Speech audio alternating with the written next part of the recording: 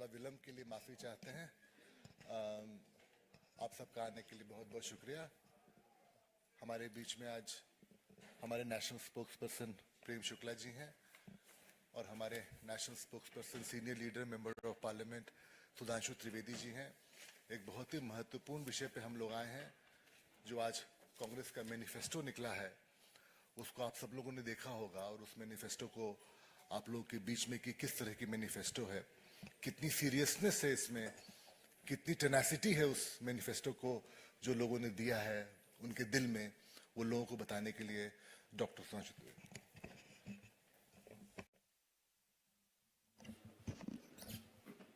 मित्रों, आज मुख्य विपक्षी दल और भारत की राजनीति की ग्रैंड ओल्ड पार्टी कही जाने वाली, जो ओल्ड से ओल्डेस्ट होते हुए ऑब्लिवियन की तरफ बढ़ रही है, जिसे सामान्य हिंदी में कहें सबसे पुरानी पुरानी धुरानी पार्टी, 139 साल पुरानी पार्टी ने, जिसे स्वतंत्रता के बाद लगभग 60 साल 55 से 60 साल प्रत्यक्ष शासन करने का मौका मिला और 4 पीढ़ियों तक निरंतर शासन करने का मौका मिला, वो आज ये कह रही है कि अब यदि उन्हें ख्वाबों ख्यालों वाला मौका मिला तो वो ये करके दिखाएंगे। मतलब एक कहावत होती है, आह को चाहिए एक उम्र असर होने तक। यहां तो 4 पीढ़ी निकल गई, 4 उम्र गुजर गई और अब वो कह रहे हैं कि साहब अब वो कमाल करके दिखा देंगे। परंतु मैं ये बताना चाहता हूं कि जितनी भी बातें उन्होंने कहने का प्रयास किया, तो मैं 2-3 तथ्य आपके सामने रख देता हूं।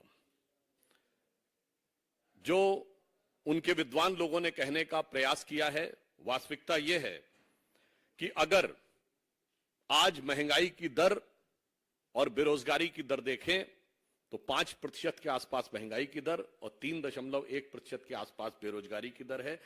मैं कांग्रेस के लोगों को ध्यान दिलाना चाहता हूं, पिछले 50 साल में, in the last 50 years, the years which are having the lowest rate of inflation, 2017 3.33, 2019 3.73, 2004 3.77, 2001 3.78, 2003 3.81, 2018 3.94, 2000 4%, 2005 4.2% और इस समय 5%। 5% के नीचे हैं, उनमें से 8 या 9 वर्ष हमारे शासनकाल के हैं। ये हकीकत है। अब यदि आपसे पूछा जाए कि हाईएस्ट ग्रोथ रेट के जो टॉप 10 हैं ईयर्स, उसमें वर्तमान समय में हम G7 कंट्रीज में, G20 कंट्रीज में हाईएस्ट ग्रोथ रेट के साथ हैं। परंतु उसमें भी यदि देखा जाए तो भारत में पिछले 10 वर्षों में, पिछले 50 वर्षों में 2021, 16, 15, 4 और 3 यानी अधिकतम हमारे कार्यकाल में हुआ है। अब यदि आपसे पूछा जाए साहब निगेटिव ग्रोथ रेट कब रही है, हाईएस्ट इन्फ्लेशन कब रहा है, तो 1974 में 50 साल पहले 26% रेट ऑफ इन्फ्लेशन रहा है। महंगाई की दर 26% और विकास दर जानते कितनी थी? 1.19%। विकास दर 1.19%, महंगाई की दर 26%। और पिछले जमाने में जितनी बार 10 से ऊपर महंगाई की दर रही है वो केवल हमारा 2020 का दौर छोड़ के, सबको पता है कोविड का दौर था, उसमें निगेटिव ग्रोथ रेट रही है क्योंकि पूरी दुनिया में लॉकडाउन था। इसके अलावा जब जब निगेटिव ग्रोथ रेट रही है तो कांग्रेस के शासनकाल में रही। इसलिए मैंने कहा ना, जिनको 4 पीढ़ी तक मौका मिला है, जिनको इतने लंबे समय तक मौका मिला है, उन सारे लोगों का अब यह दावा है कि साहब अब हम कमाल कर देंगे। और फिर देखिए कितनी मजेदार बात वो लोग कहते हैं और कैसी कैसी चीजें करने का प्रयास करते हैं। अब देखिए साहब, आपने कांग्रेस के मैनिफेस्टो में देखा होगा, ये वाटर मैनेजमेंट के ऊपर ये फोटो है। देखिए इसको जाके आप चेक कर लीजिएगा, ये न्यूयॉर्क की बफेलो लिवर की है। अब देखिए, मुझे लगता है कि अभी तक उनकी सोशल मीडिया चेयरपर्सन के अकाउंट से किसने ट्वीट कर दिया था तो पता नहीं लगा पाए, पर उससे बड़ा यक्ष प्रश्न हो गया है, ये फोटो कौन भेज रहा है विदेश से। मतलब ऑन द लाइटर नोट मैं कहना चाहूंगा, बफेलो शब्द को हिंदी में भैंस कहते हैं और हिंदी में की है इनको करने के लिए। अब आइए साहब, इन्वायरमेंटल क्लीनिनेस के ऊपर ये फोटो है और ये जानते कहां की है? The most favoured and sort of destination of चिर युवा of Indian politics Rahul Gandhi ji का, थाईलैंड के। अब आप ये समझिए, महत्वपूर्ण बात यह, इसका अर्थ यह हुआ कि अभी तक तो वे कहती थी कि उनके अकाउंट्स कौन कौन हैंडल करता है पता नहीं लगता, कौन आके कर देता है। भाई ये तो मैनिफेस्टो में कौन कौन कर रहा है ये तो पता लगना चाहिए। फिर आपको ये भी ध्यान हो, आज उनके अध्यक्ष आदरणीय खड़गे जी ने कहा कि जब कांग्रेस को हाथ में सत्ता मिली थी तो एक सुई भी नहीं बनती थी देश में, यही बोला था ना आप सबने। और ये तो उनका बड़ा चिर परिचित डायलॉग रहा है, और हमने रॉकेट बना दिया। वैसे पहली बार इंटरमीडिएट रेंज बैलिस्टिक मिसाइल तो हमारे जमाने में बनी है, ब्रह्मोस, मगर कोई बात नहीं, रॉकेट बनता था। पर ये बताइए 47 में सुई नहीं बनती थी। आपको पता है भारत का पहला पावर प्रोजेक्ट शिव समुद्रम पावर प्रोजेक्ट 1902 में मैसूर में शुरू हो गया था, मगर सुई नहीं बनती थी। Indian institute of sciences Bangalore 1916 बन गया था, सुई नहीं बनती थी। पहला डैम विश्वेश्वरैया जी ने मैसूर में बना दिया था आजादी से पहले, पर भारत में कुछ होता थोड़ी था। मिंटो आई हॉस्पिटल बन गया था बेंगलोर में, भारत का पहला नहीं दुनिया का पहला। इससे पहले हॉस्पिटल्स में आई डिपार्टमेंट होता था, मगर आई हॉस्पिटल पहला बना था। कुछ होता थोड़ी था भारत में। अच्छा ये बताइए, सीवी रमन को नोबेल प्राइज मिल गया था 1930 में, मगर सारे पढ़ने के संस्थान तो नेहरू जी ने खोले थे। तो नेहरू जी के बनने से पहले, जैसे आइंस्टीन की थ्योरी में कहते हैं ना कि वो पोस्ट में जाके शायद वो बैग उसमें जाकर उन्होंने बना दिया था। दूसरी बात, वो सब डॉक्टर इंजीनियर तो सब आजादी के बाद नेहरू जी की कृपा से बनने शुरू हुए। और डॉक्टर द्वारकानाथ कोटनीस का आपने नाम सुना होगा, वो चाइना और जापान की वॉर में मदद करने के लिए 1930-32 में डॉक्टरों का प्रतिनिधि मंडल लेके गए थे। और हमारे विचार परिवार के संघ के संस्थापक डॉक्टर केशव राव बलीराम हेडगेवार डॉक्टरी पढ़ लिए थे 1920 में ही। मैं सिर्फ ये यथार्थ बनाना चाहता हूं, भारत की वायुसेना 1932 में बन गई। मैंने सिर्फ ये बताने का प्रयास किया है, बहुत सारी चीजें उनको लीगेसी में मिली, यथार्थ क्या था ये बताना चाहता हूं।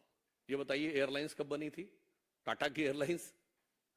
परंतु यही हम आपसे साफ बताना चाहते हैं कि जो हकीकत है और जो झूठ है उसका अंतर बहुत साफ है। तो कांग्रेस ने तब तक लोगों को भ्रमित करने में सफलता हासिल की जब तक मीडिया स्वतंत्र नहीं था, साक्षरता की दर कम थी, संचार के साधन बहुत प्रबल नहीं थे। मैं पुनः ये बात कहना चाहता हूं, जब भारत की साक्षरता दर 50% क्रॉस की है तब पहली बार हमारी सरकार बनी है 1998 में। जब 60% पार की है तो मोदी जी के नेतृत्व में हमारी स्पष्ट बहुमत की सरकार बनी है। अब 75% पार कर रही है तो हम भी 400 पार जाने की तरफ आगे बढ़ रहे हैं, क्योंकि अब झूठ का मुलम्मा चढ़ाना पॉसिबल नहीं होता है। अब मैं इस पे दूसरा बिंदु बताना चाहता हूं, आपको ध्यान हो, खड़गे जी ने कहा कि हम 1 लाख रुपए देंगे सब महिलाओं को।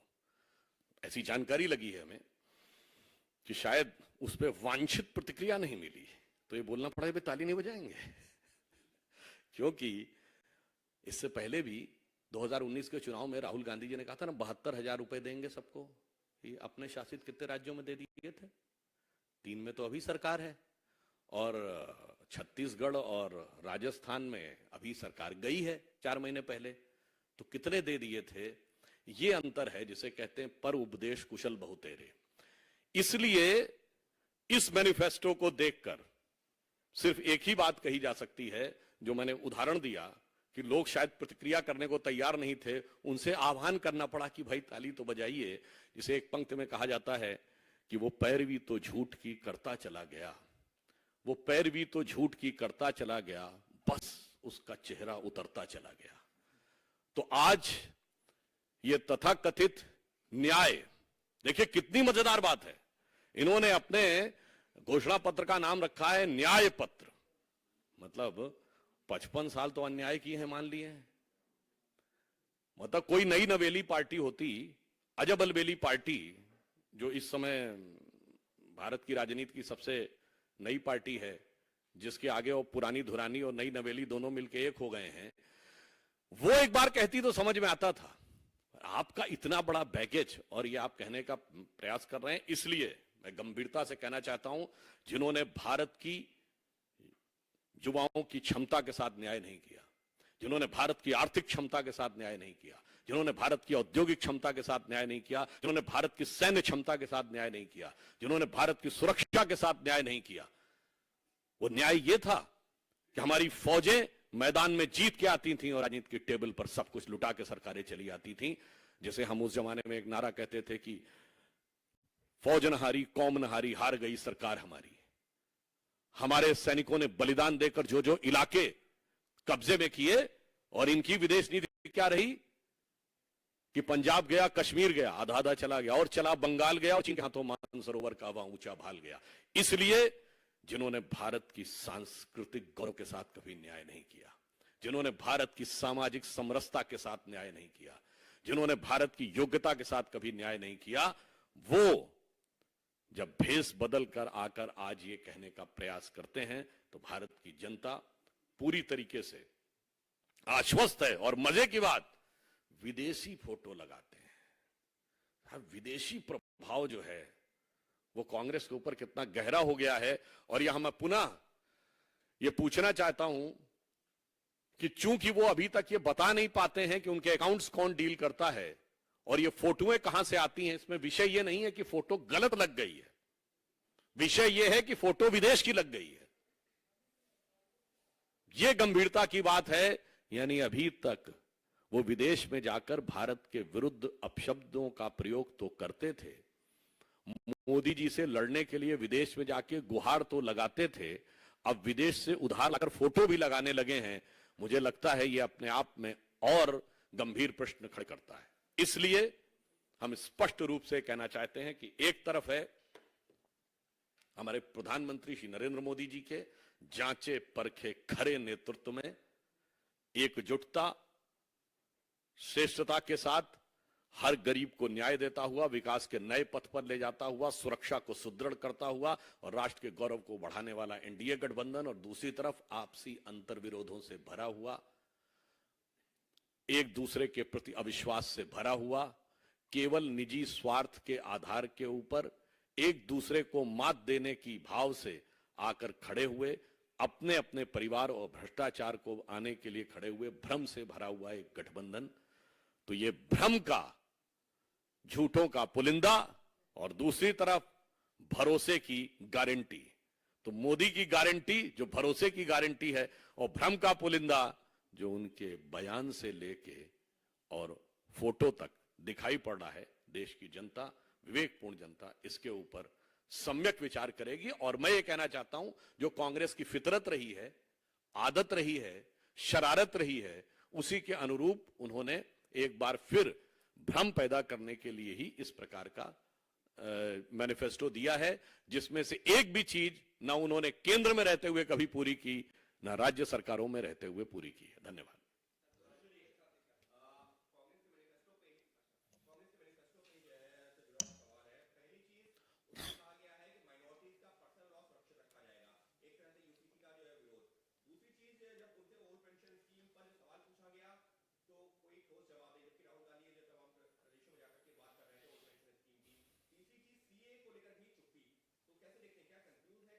नहीं नहीं, मैं बिल्कुल, जो आपने पहले कहा कि पर्सनल लॉ सुरक्षित रखा जाएगा, तो सुरक्षित नहीं, सर के ऊपर रखा जाएगा।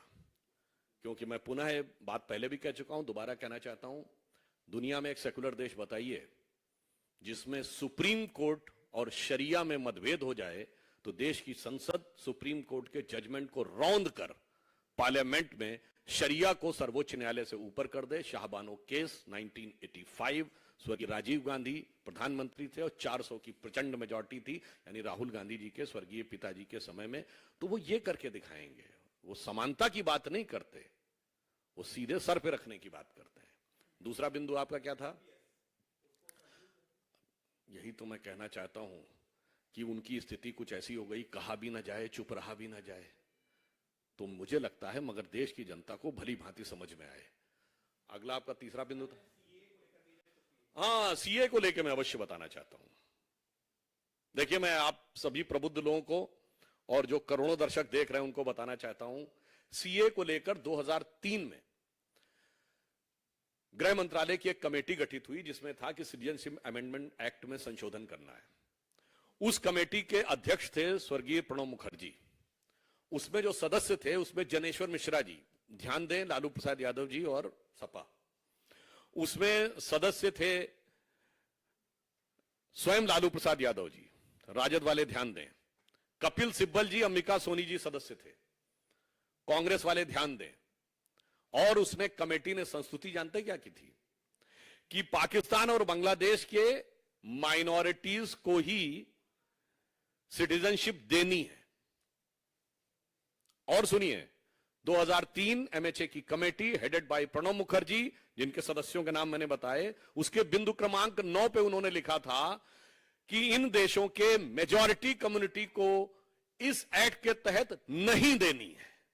बताइए साहब, इसीलिए कहा जाता है, अब बाकी सब तो बहुत सारी चीजें मैं दोबारा नहीं गिनाना चाहता, वो बोला क्या था, सरकारों ने प्रस्ताव क्या पारित किया था, संसदीय कमेटी में लिख के कुछ और आते हैं और बाहर कुछ और दिखाने लगते हैं। मतलब अंदर से कुछ और बाहर से कुछ और नजर आते हैं। बाकी आप लोग आगे खुद समझ पाते हैं।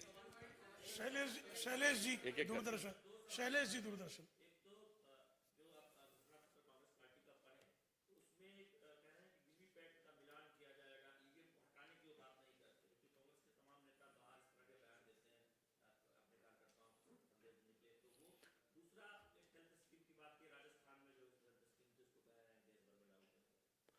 वैसे जहां तक चुनावी प्रक्रिया की बात है तो भारतीय संविधान के अनुसार उस प्रक्रिया के संचालन के बारे में निर्णय लेने का अधिकार चुनाव आयोग को होता है।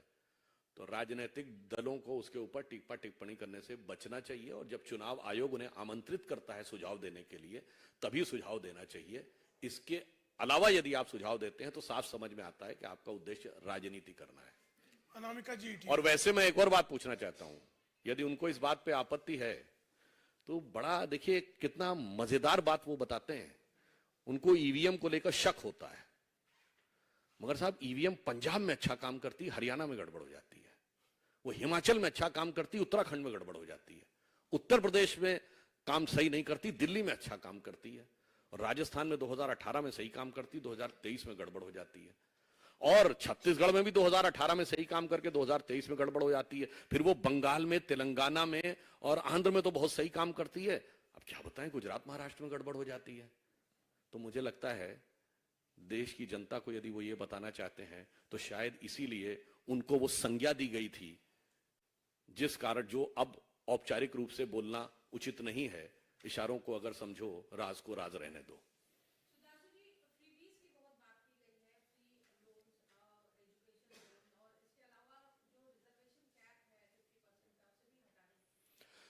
मुझे लगता है मैं पुनः कहना चाहता हूं कि इस विषय के ऊपर मैंने कहा ना, 4 पीढ़ियों से जो उनका स्टैंड रहा है।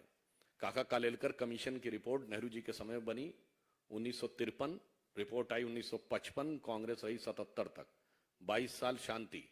मंडल कमीशन की रिपोर्ट बनी, गठित हुआ 1978, रिपोर्ट आई 1980, तब तक इंदिरा जी आ गई, 9 साल शांति।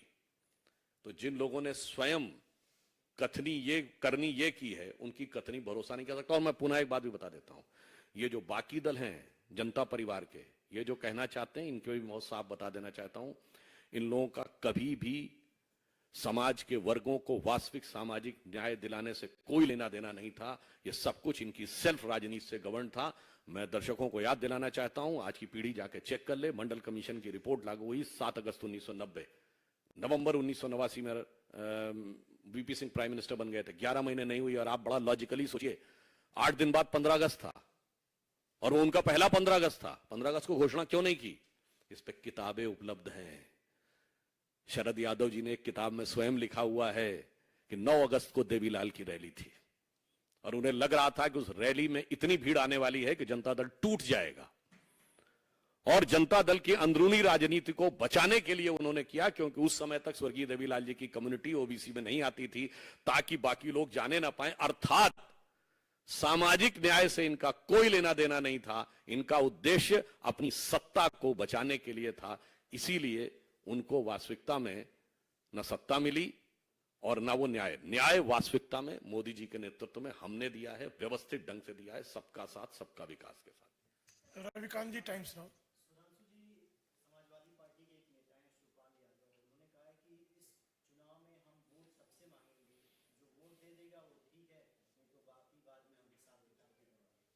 नहीं, वैसे जहां तक हिसाब किताब की बात है, किताब तो शायद उनके हाथ से बहुत अर्ली एज में छूट गई थी, और हिसाब करने के लिए जनता बहुत सक्षम है। अरुण जी, सीनन।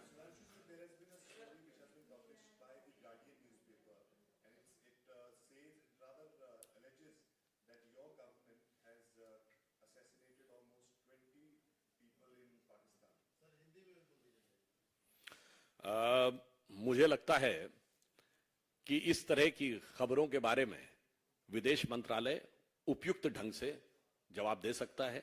इस पर हमारा बोलना उचित नहीं है, परंतु मैं एक और बात कहना चाहता हूं। इस ढंग की खबरें आ रही हैं। इससे पहले क्या खबर आती थी कि पाकिस्तान वाले आए और घुसकर भारत में इतने लोगों की हत्या करके चले गए, इतने धमाके करके चले गए। कहां?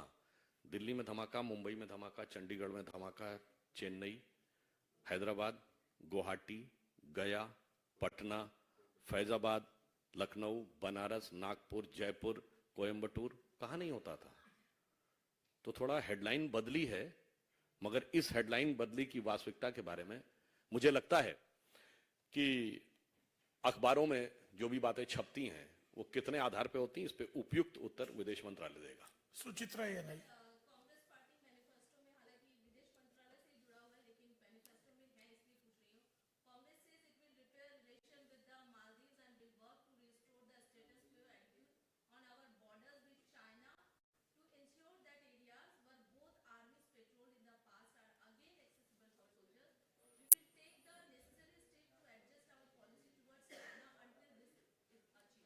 No, we have already seen that how they have tackled the border issues.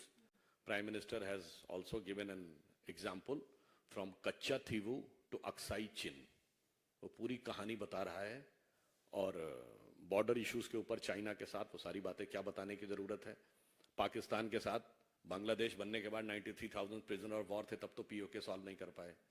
मतलब अब आप कहते हैं ये कर देंगे, और वास्तविकता ये, अरे बाकी छोड़िए, अभी मैंने जो बोला, पाकिस्तान आकर घुसकर मारकर चला जाता था और वो सिर्फ गुहार लगाते रहते थे। अब हम जाते हैं और घुसकर मारकर चले आते हैं, वो गुहार लगाता है। इतना बड़ा परिवर्तन तो लोगों को नजर आता है। Surjit Thakur, Dainik Bhaskar.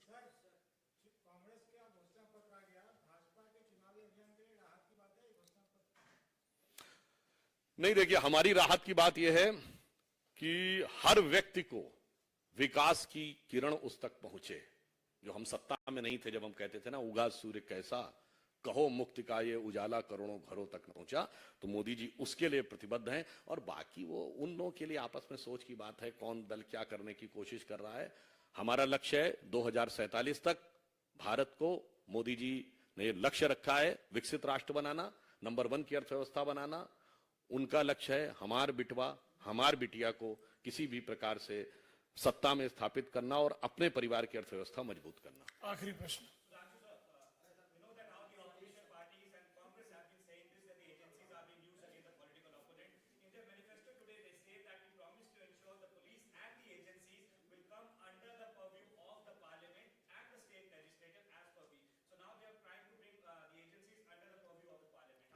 I would like to remind that who has brought CBI under Prime Minister office? Indira Gandhi. मतलब इसीलिए मैंने कहा ना, वो लिखने से पहले सोच लिया करें। And in this context I would like to remind, when they try to put the allegation कि हमारी गवर्नमेंट आने के बाद वो जेल में जा रहे हैं, तो मैं आप लोगों को रिमाइंड कर देना चाहता हूं कि जिस केस में राहुल जी और सोनिया जी बेल पे हैं, वो अक्टूबर 2013 में दिल्ली हाई कोर्ट के आदेश पर हुआ था, नेशनल हेराल्ड केस। हमारी सरकार नहीं थी। डीएमके के नेता कनिमोझी और ए राजा जेल गए 2011, हमारी सरकार नहीं थी। सुरेश कालमाणी जेल गए 2010, हमारी सरकार नहीं थी। एक और बात बता दूं, वो कहते हैं उनकी सरकार में एक भी निर्णय उनकी सरकार ने नहीं किया था। ये सारी रिट पिटीशन डाली गई कोर्ट ने और कोर्ट के आदेश पे जेल में गए। और आगे सुनिए, 2006 शिबू सोरेन जेल में गए, हमारी सरकार नहीं थी। 2007 डिस्प्रोपोर्शनेट एसेट का केस मुलायम सिंह जी के ऊपर, हमारी सरकार नहीं थी। 2000 में करुणानिधि जेल गए, 1996 में जयललिता जेल गई, 1997 में लालू प्रसाद यादव जेल गए, 1994 में झारखंड मुक्ति मोर्चा रिश्वत कांड हुआ। मतलब बताइए, इतनी लंबी हिस्ट्री शीट है और कह रहे हैं अभी वाला थानेदार हमें परेशान कर रहा है। मतलब इस पे तो मैं कहना चाहूंगा, देखिए झारखंड मुक्ति मोर्चा के साथ आज भी उनकी सरकार है और हेमंत सोरेन जी अरेस्टेड हैं। और ये कोर्ट के द्वारा प्रूवन केस बता रहा हूं, जिसमें कोर्ट ने, अभी कोर्ट का जजमेंट इसी पे तो आया ना कि अब आगे से कोई बच नहीं पाएगा कि रिश्वत देकर वोट दे दिया तो और उसको इम्यूनिटी प्राप्त रहेगी। ये हम 2024 में बैठे, 1994। मतलब आपने फिल्मों में डायलॉग सुना होगा ना, 20 बरस पहले की बात है। फिल्मों का बड़ा फेमस डायलॉग होता था। तो मैं आपसे कहना चाहता हूं 30 बरस पहले की बात है।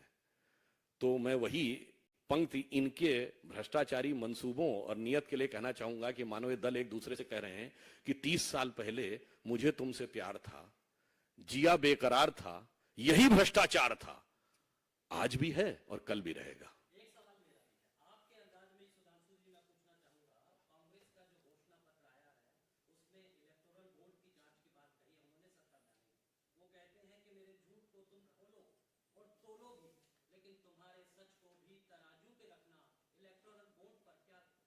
प्रधानमंत्री जी ने कहा है 2014 से पहले का अपना भी डिटेल दे दें, अपने इलेक्टोरल बॉन्ड का दे दें। बड़ी मजेदार बात है, देखिए वो जो मैंने बात बोली ना, वो पैरवी तो झूठ की करता चला गया, बस उसका चेहरा उतरता चला गया, इलेक्टोरल बॉन्ड तो वो लेता चला गया, 1461 करोड़ के लेता चला गया और उसके बाद भी आके चीखता चला गया।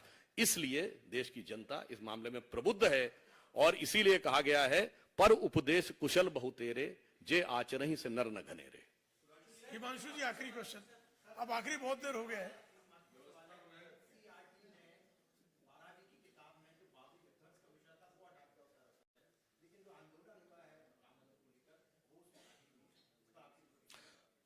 देखिए, इस विषय पे जो आधिकारिक हमारे शिक्षा मंत्रालय के लोग होंगे वो बता सकते हैं, परंतु इतना जरूर मैं कहना चाहूंगा कि श्री राम जन्मभूमि आंदोलन भारत के स्वतंत्र भारत के इतिहास का पहला आंदोलन था जो उत्तर और दक्षिण दोनों जगह हुआ।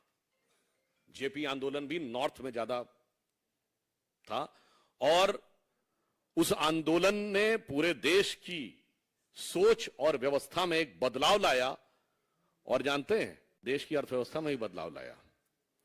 जब तथाकथित बाबरी ढांचा था तो फॉरेन एक्सचेंज रिजर्व कितना था? 1 बिलियन के नीचे था। रुपये का डिवैल्यूएशन 2 बार हुआ था, अगस्त जुलाई 91 और सितंबर 91, ठीक। और उसके बाद जब कोर्ट का जजमेंट आया कि खुदाई होगी और नीचे मंदिर का ढांचा निकल आया, वो कौन सा ईयर था? 2003। तो फॉरेन एक्सचेंज रिजर्व 100 बिलियन पहुंचा। जब जजमेंट आया तो फॉरेन एक्सचेंज रिजर्व 2019 में 500 बिलियन पहुंचा और जब मंदिर का शिलान्यास हुआ तो 600 बिलियन पहुंचा। इसलिए देखने के नजरिए बहुत हैं, जरा चश्मा उतारो फिर देखो यारो, दुनिया नई है चेहरा पुराना।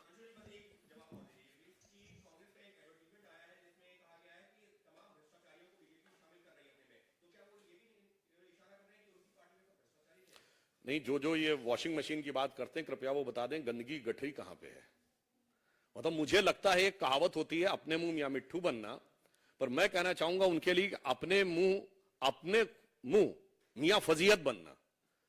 मतलब आप आश्चर्य की बात है, आप घोषणा कर रहे हैं अपने को, अगर उनसे पूछे नहीं हम भ्रष्टाचारी थे, बहुत भयंकर भ्रष्टाचार हुआ था, हमारे लोगों ने इतना किया था, बिल्कुल काजल की कोठरी, बिल्कुल काला था हमारा। मुझे लगता है उनसे यह पूछना चाहिए कि पहले आप स्टैंड चेंज कर लिए, हमने स्टैंड नहीं चेंज किया है।